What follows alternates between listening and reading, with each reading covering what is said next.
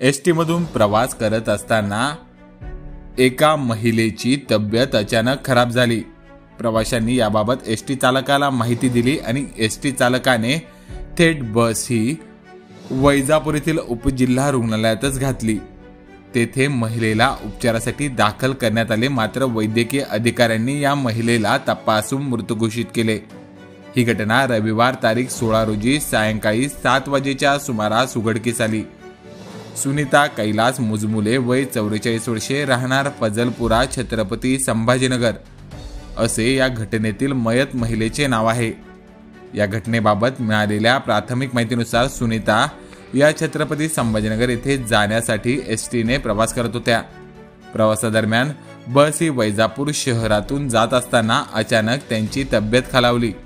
ही बाब बसमधील उपस्थित प्रवाशांनी चालकाच्या निदर्शनास आणून दिली। चालकाने तातडीने बस ही वैजापूर शहरातील उपजिल्हा रुग्णालयातच नेली।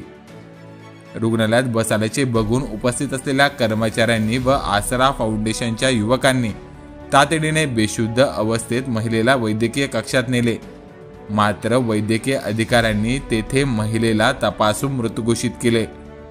या महिलेचा हृदयविकाराच्या झटक्याने मृत्यू झाला असावा असा अंदाज वर्तवला जात आहे।